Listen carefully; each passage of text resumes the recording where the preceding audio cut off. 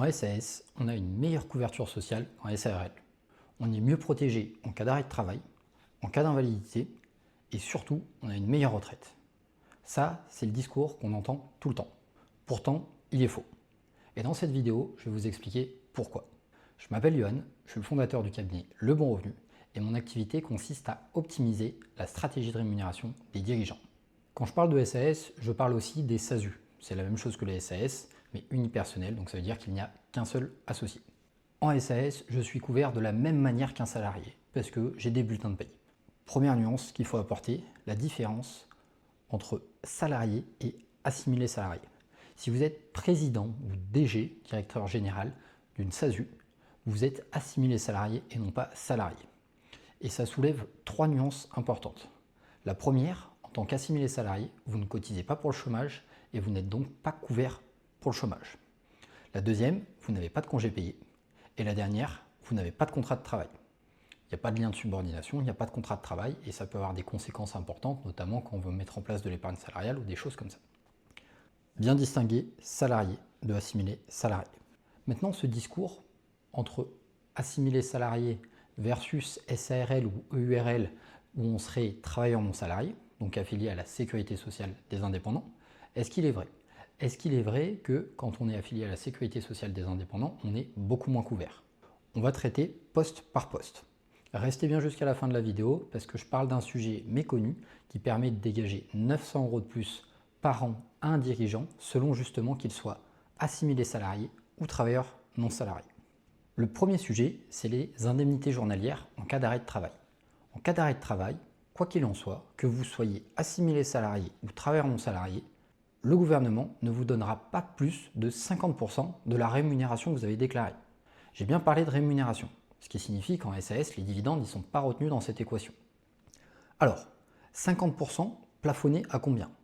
En SAS, le plafond, il est de 42 € par jour, ce qui fait 1 258 € par mois au maximum d'indemnités journalières que vous pourrez percevoir si vous êtes en arrêt de travail en SAS.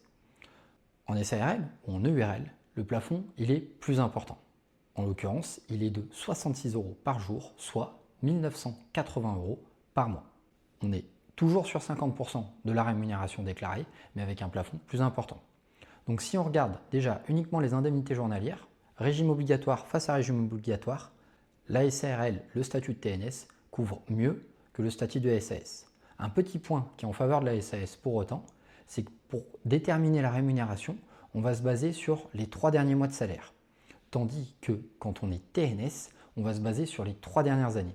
Donc en début d'activité, potentiellement, on ne sera pas bien couvert sous le statut de TNS, et c'est là le rôle du contrat de prévoyance. Par contre, en vitesse de croisière, les 3 meilleures années feront qu'on est rapidement à un plafond plus important que si on reste en SAS. Le deuxième sujet, qui est lié à la couverture sociale, c'est la pension en cas d'invalidité. Donc ce qu'on ne souhaite à personne, on va avoir différents niveaux d'invalidité. L'invalidité partielle, l'invalidité totale, on va avoir un taux d'invalidité qui va être défini par un médecin conseil.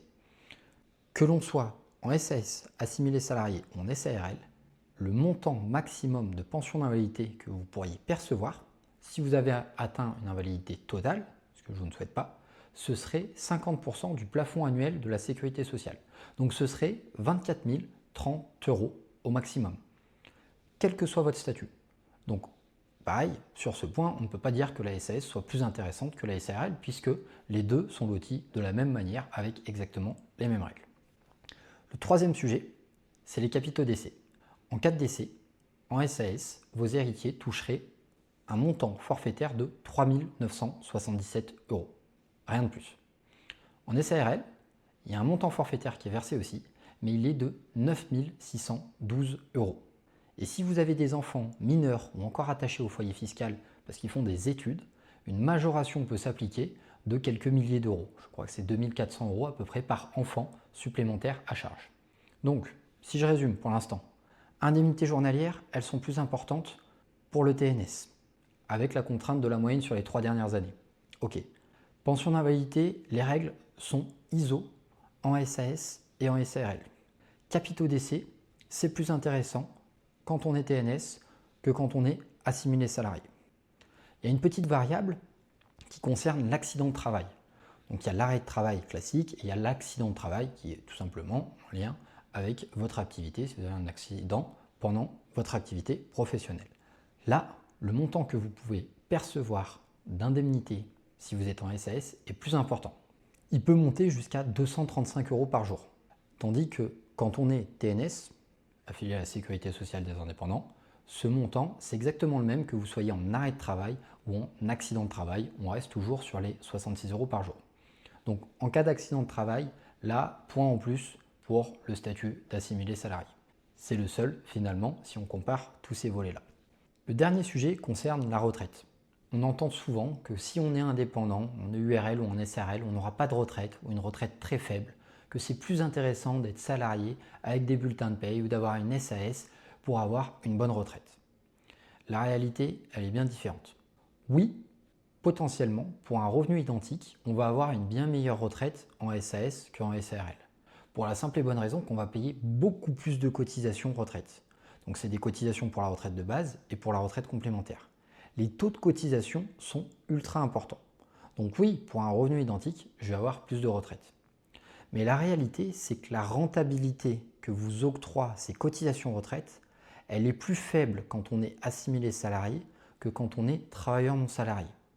Donc pour chaque euro de cotisation sociale retraite que vous allez payer en SAS, le retour sur investissement moyen qu'on a aujourd'hui par rapport à la valeur des points de l'Agirc Arrco, en partant du principe que vous auriez une retraite à taux plein, c'est un rendement de l'ordre de 5,5%. Quand on est TNS, quand on est affilié à la Sécurité sociale des indépendants, qu'on est artisan, commerçant ou profession libérale non réglementée, le rendement moyen, il est autour de 6,3-6,5% de rendement. Donc il y a quasiment 1% de rendement d'écart entre les cotisations retraite des TNS et celles des assimilés salariés.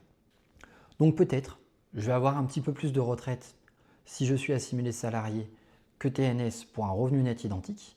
Mais si je raisonne à l'inverse et que je pars d'un coût entreprise identique, comme ça me coûte moins cher en cotisation sociale, je vais pouvoir me rémunérer beaucoup plus et donc je vais pouvoir avoir un revenu net plus important, une assiette de rémunération plus importante et donc une meilleure couverture retraite.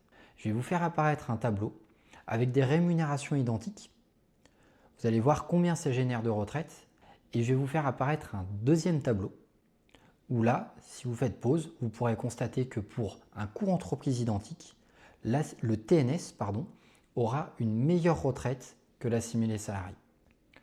Finalement, tout compris, le discours en tant qu'assimilé salarié, on a une meilleure couverture sociale que quand on est TNS, il est faux.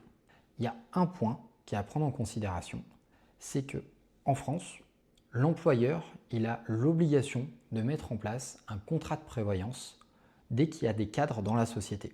Et par défaut, vous, en tant que dirigeant, si vous êtes président, directeur général, directrice générale d'une SAS, vous avez le statut de cadre. Quel que soit le niveau de rémunération que vous versez, même si vous versez 8 000 € par an, vous avez le statut de cadre. Et donc, comme il y a cette obligation, dès que vous allez commencer à vous rémunérer, vous allez devoir mettre en place un contrat de prévoyance qui va couvrir vos revenus. Et ce contrat-là, il va venir en complément de tout ce que je viens de vous citer sur les indemnités journalières du régime obligatoire, la pension d'invalidité du régime obligatoire. Donc, ce contrat-là va couvrir 100% de vos revenus. Et quand on met en place un contrat de prévoyance collectif, du coup, si vous êtes le seul cadre de la société, il est collectif, mais il va ne profiter qu'à vous. S'il y a d'autres cadres dans la société, il va profiter aussi aux autres cadres. Mais quand on met en place ce contrat-là, soit il n'y a pas de questionnaire de santé, soit il y a un questionnaire de santé, mais qui est beaucoup plus léger que si on met en place un contrat de prévoyance pour couvrir les revenus du TNS, gérant de URL ou de SARL. Quand on est donc TNS, le contrat, la grosse nuance, c'est qu'il est facultatif. On n'est pas obligé de mettre en place une prévoyance. Mais vous l'avez compris, tout à l'heure, je vous ai dit, dans la limite de 50%, la couverture. Si je déclare 2000, la sécurité sociale me versera au maximum 1000. Si je déclare 3000, la sécurité sociale me versera au maximum 1005. Si je déclare 10 000, la sécurité sociale versera au maximum 1980. Donc, si je veux faire le complément pour garantir 100% de mes revenus, je dois mettre en place un contrat de prévoyance. Et quand on est TNS, c'est un contrat individuel, c'est 100% facultatif, on n'est pas obligé de le faire. Et comme c'est un contrat individuel, on doit répondre à un questionnaire de santé. Et potentiellement, si on a des pathologies, si on a eu des antécédents médicaux, la compagnie peut refuser de nous assurer ou peut appliquer des exclusions. Je te couvre, mais je ne te couvre pas pour ces sujets. Ou appliquer des majorations. Ok, je te couvre pour ta pathologie, mais par contre, ce n'est pas 100 € par mois, c'est 200 € par mois. Et donc, ce mythe qu'il y a autour de la SAS de « on est mieux couvert », en fait, il se joue aussi sur ce sujet de prévoyance. Par défaut, quand je vais commencer à me rémunérer, je vais avoir un contrat de prévoyance collectif qui va couvrir mes revenus. Par contre, en SARL, comme je n'ai pas de contrat de prévoyance, on compare des choses non comparables. On compare la SAS, régime obligatoire, plus la prévoyance qui est plutôt obligatoire, avec le statut de TNS où on compare que le régime obligatoire. Donc forcément, comme on compare des choses non comparables, on entend ce mythe de partout. En SAS, je suis mieux couvert. Alors qu'en réalité, un contrat individuel TNS, si on n'a pas d'antécédents médicaux, si on n'a pas eu un cancer, qu'on n'est pas fumeur et qu'on n'a pas 55 ans, ça ne coûte pas plus cher que le contrat de prévoyance collectif que vous allez mettre en place et que vous aurez l'obligation tout simplement de mettre en place. Si on compare les coûts des contrats de prévoyance collectif avec les contrats de prévoyance individuels, il n'y a pas tant d'écart tarifaire que ça, voire même il n'y en a pas du tout, voire même c'est en faveur des TNS. On peut donc clairement le dire, c'est un mythe, la couverture sociale des assimilés salariés n'est pas plus intéressante que la couverture sociale des travailleurs non salariés. Tous les montants que je vous ai donnés, ils étaient valables si vous étiez artisan, commerçant, ou profession libérale non réglementée ou industrielle. Si vous êtes avocat, ça fonctionne différemment. Si vous êtes à la CIPAV, ça fonctionne différemment. Donc ça dépend de la caisse d'affiliation. Là, j'ai donné l'exemple pour la caisse d'affiliation la plus connue. Je vous ai promis un gain potentiel de 900 € supplémentaires selon le statut. Et ça, je considère que c'est un peu lié à la couverture sociale parce que c'est lié aux cotisations sociales. Et ce sujet, c'est les prises en charge de formation pour les dirigeants. Alors comment ça fonctionne concrètement? Si je suis président de SAS, je vais être affilié au régime général et donc pour des prises en charge de formation, je vais devoir me rapprocher de l'OPCO avec un certain montant de prise en charge. Si je suis travailleur non salarié, ça va dépendre de mon activité, de mon code NAF exactement, en fonction de la nature de mon activité.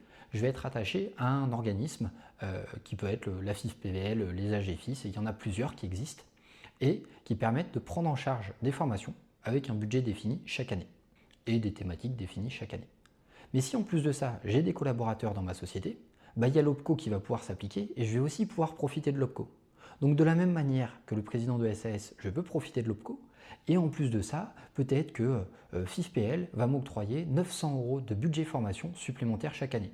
Je vous dis pourquoi 900 parce que c'est le montant qu'on retrouve le plus souvent, minimum. Parfois on peut aller chercher 2500 € de plus tous les 2 ou 3 ans et on peut aller chercher des enveloppes qui peuvent représenter en tout près de 3500 € par an. C'est un sujet auquel les dirigeants ne pensent pas forcément. Pour autant, c'est un budget annuel qu'ils pourraient utiliser à bon escient pour monter en compétence sur certains sujets et qui serait du coup plus conséquent s'ils étaient TNS que s'ils étaient assimilés salariés. Si après avoir vu tous ces arguments, vous vous posez la question de transformer votre SASU ou votre SAS en EURL ou en SARL, Le Bon Revenu peut vous accompagner dans ces démarches pour confirmer la pertinence du schéma. Nous ne sommes pas experts comptables, nous ne rédigeons pas les statuts des sociétés, nous ne sommes donc pas avocats non plus. Nous sommes simplement là pour étudier le meilleur équilibre entre le pro et le perso et en vous posant des chiffres concrètement sur les conséquences d'un passage de assimilé salarié à travailleur non salarié. Et vous retrouvez donc en description de cette vidéo un lien vers un agenda partagé qui vous permettra de prendre rendez-vous avec l'un de nos experts pour un premier audit gratuit. Je vous dis à bientôt pour une prochaine vidéo.